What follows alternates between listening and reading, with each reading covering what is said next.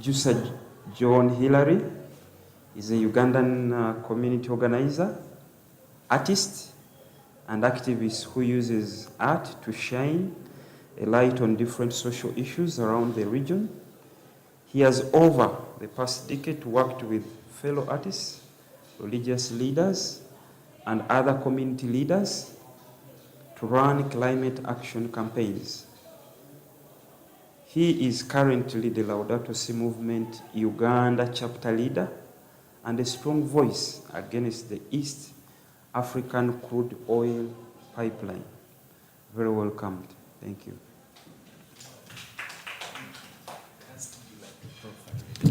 Hey, good morning again. Okay, I messed up.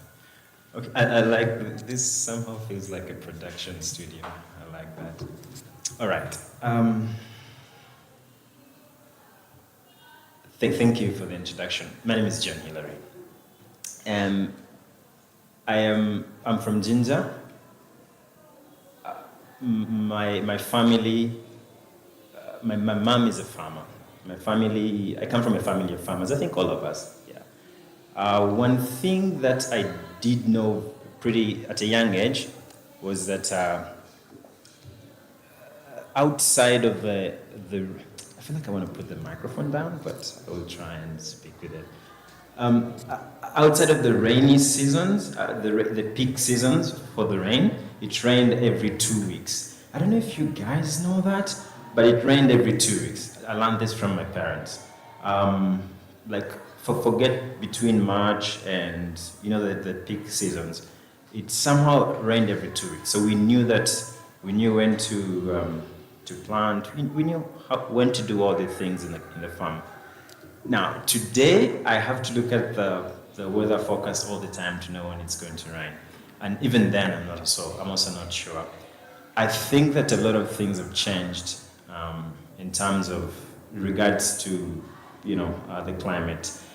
Last year, and this year too, the rains were late for about 6 weeks, I think. So we planted.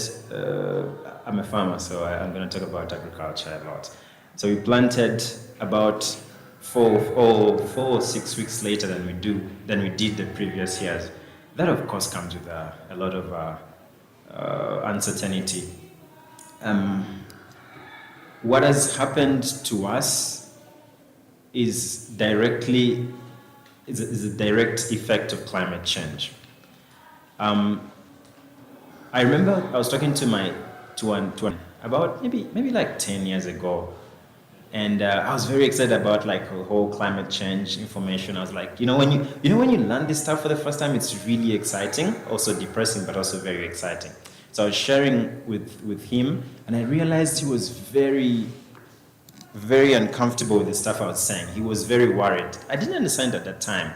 Now I do, because I now do because I've grown up in like an urban setting, so we paid school fees to go to school. But the kids in the rural areas in this country, I think even up to now, I'm not sure how this works. It seems like families take food to school for the kids to. I don't know if this works this way, but families take like a bag of like maize or something to school to support the kids' education. Which meant at that time that if the yields were not as high as they were used to, either the kids would have a hard time in school, or it would directly impact the lives of the families and of the children and of the schools. I've grown up, I'm an urban kid, I'm going to brag about that. But I think I can't, because you guys are from Kampala, so you're also urban kids. In Kampala and in urban cities in Uganda, in Africa, whether you're living in Nairobi, you're living in Kinshasa, it's very hard to understand when people say food shortage, because we get our food from markets. Now, if you get your food from the market, you're always good. Somehow there's always going to be avocado in the market. Like the businessmen will go everywhere they can, and they'll pick the food from there, and you'll go to the market and get it. Oh, they're not clapping for me. So, hey, you guys, What's happening? Did you guys take the tea? I really want to get a second cup. You guys feel like anyway. So if you live in the rural areas where you get your food from the market, from the garden, it's very different. There are times that you will not be able to get food. And unfortunately for them, they cannot go to the market and buy food like we do.